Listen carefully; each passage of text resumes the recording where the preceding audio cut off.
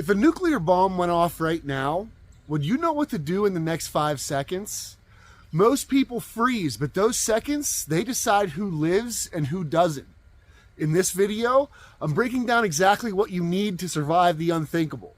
From radiation protection to life-saving gear, hit that like, subscribe, and ring that notification bell. Let's talk about the 9 steps you need to take to ensure your survival. Step 1, understand that nuclear war is survivable.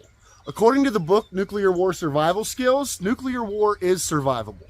The book was put together by Cresson H. Kearny of the Oak Ridge National Laboratory. It is considered by most to be the best and last word on how to survive a nuclear blast. You can download this book online for free, and I suggest that you do so. Step 2, respect the impact of the detonation. Based on your location and the size of the warhead and the extent of the actual conflict, the point is simple. The farther you are from ground zero, the better your chances of survival. Here's a map of the U.S. estimated high-risk targets for a nuclear detonation in a time of war. Size matters. The atomic bombs dropped on Hiroshima and Nagasaki are minuscule compared to the size and destructive power of a hydrogen bomb. The largest hydrogen bomb ever tested by Russia in 1961, the Tsar Bomba, was 50 megatons. Then you need to understand the extent of the nuclear risk. Number 1 is dirty bombs. Now, they're the most chilling terrorist threat. They're not atomic bombs, they're just conventional explosives designed to spread radioactive material over a wide area. Now, number 2 is strategic nuclear detonation. The nuclear bombing of Hiroshima and Nagasaki was a strategic military decision. It ended World War II, but put the atomic bomb in the wartime strategic arsenal. Number 3 is limited nuclear war. Limited may seem to be an understatement, but it's limited in the sense that it's intended to only directly affect 2 warring parties or countries. The effects on the people living in those countries would be catastrophic, and neighboring countries would feel the effects of fallout drifting in the wind. Number 4, global thermonuclear war. This is the head shaker and falls into the category of potentially apocalyptic event. It is survivable depending on your location, but the bigger question is long-term survivability given the state of the world and civilization after thermonuclear war. Step 3, plan for the 5 stages of a nuclear detonation. The destructive force of a nuclear detonation goes well beyond the blast of the explosion. When a conventional bomb explodes, what's done is done for the most part. When a nuclear bomb explodes, the devastation comes in waves and the effects spread and linger. Number 1 is the flash. The flash from a nuclear detonation is the first stage, and it travels at the speed of light. Anyone exposed to the flash will suffer 2nd or 3rd degree burns. Anyone looking at the flash could be permanently blinded. The flash is so intense that everyday objects in Hiroshima left permanent shadows on the walls. Number 2, the electromagnetic pulse. An electromagnetic pulse also travels at the speed of light. It destroys electronics unless they're shielded in a specific way. This includes all electronics, whether operational, idle, unused, or powered off. Electronics with circuit boards are the most vulnerable. Computers, phones, vehicles, radar systems, and most medical equipment fall into that category. Now, the result could be total grid failure and failure of all electronic communications across a wide area. To make matters worse, an EMP can stretch for hundreds and hundreds of miles, well beyond the blast zone. Let me know in the comments if you want a video for improvised Faraday cages. Number 3 is the radioactive burst. It's not just about the fallout. An atomic explosion sends out a burst of gamma radioactivity, destroys cells, organs, and typically leads to cancer, even in small doses due to its effects on DNA. Number 4 is the shock wave. Any bomb delivers a shock wave. The shock wave from a nuclear detonation is exponentially greater. The affected distance is less than the first 3 stages, but exposed people and structures up to 5 miles away will suffer from total destruction to severe damage. Number 5 is fallout. The most insidious stage of a nuclear detonation. It is caused by radioactive particulate matter thrust high into the atmosphere. It's usually caused by a ground burst and carried by prevailing westerly winds, spreading radioactivity far beyond the blast zone.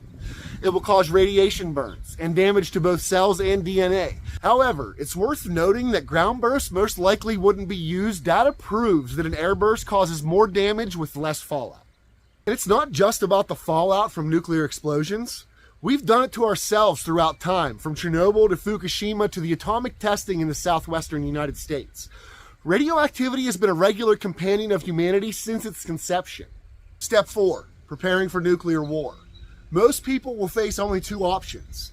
People who have prepared for the long term will not only have the knowledge, but the tools and equipment to avoid 5 stages of a nuclear detonation. All of the steps to prepare fully are covered in the Nuclear War Survival Skills book, including various ways to build DIY bomb shelters and fallout shelters. It's likely that the majority of people will be scrambling to make decisions in the short term. The good news is that shelter can be found, even if it's as simple as a basement. The bad news is that you may find fundamental needs unmet as a result of the aftermath. Step 5, assess the situation. A nuclear bomb delivered by a missile will leave only minutes to act before the detonation. If an alert is broadcast by the emergency broadcast system on TV, radio, or your phone, you need to act fast and think fast. Here are the steps to consider quickly. Number 1, assess the level of the attack. Has a terrorist attack left one city radioactive as the result of a dirty bomb? Is it possible this is an isolated incident or not? It's easy to assume the worst, but widespread panic often is the primary threat to a population. Stop and think about your level of risk based on the information you currently have. Number 2, assess your location. Primary danger zones are typically defined by the size of the population, the proximity of a military base or a missile site, and major industrial centers. Attacks on these areas will inflict the most damage on the country. Number 3, assess the need to evacuate. Evacuation studies on areas hit by natural disasters have shown that any evacuation recommended or mandated by federal or local authorities creates the greatest problems related to traffic jams and general panic. Self-determined evacuations present less of a problem because the volume of people aren't attempting to evacuate. Self-determined evacuations present less of a problem because the volume of people attempting to evacuate is much less. Evaluate your proximity to a possible target. And if you think your location is high risk, evacuate before any announcement. If you are not in a high risk zone, you're better off just staying home. Step 6 is find yourself shelter. Now, you don't need a doomsday bunker in the backyard to survive a nuclear attack, but it really helps.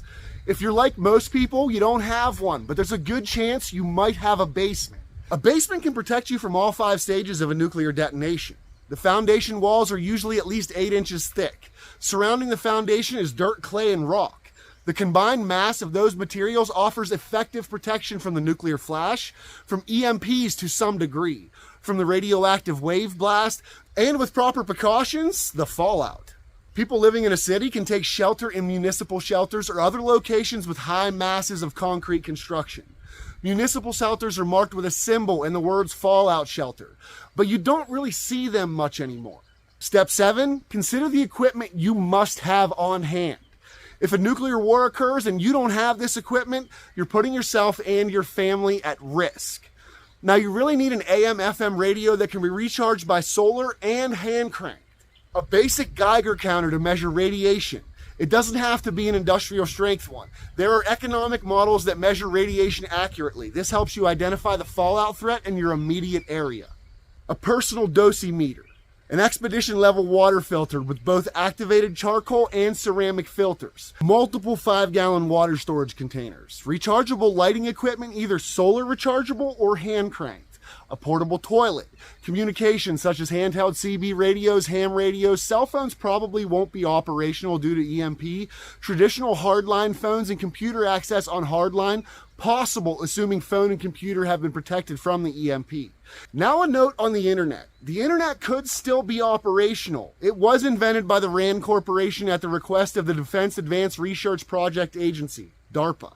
The request from DARPA was found for a communication platform that would survive total thermonuclear war. RAND determined that the spiderweb of phone lines crisscrossing the United States could use packet switching to direct and redirect messages to carefully located servers around the country to complete communication. Now, some controversy still surrounds this story, and many have claimed to invent it, so do with that what you will. Now, Step 8, assemble supplies you must have on hand. Potassium iodide solution. This protects the pituitary gland from radiation. First aid kit, including trauma and burn supplies. Activated charcoal tablets. You can get this for radiation sickness over the counter at most pharmacies. Toilet paper. Enough stored water for 14 days, totaling 28 gallons per person. Enough stored food for 14 days totaling 2,500 calories per day per person. All the sleeping supplies you might need.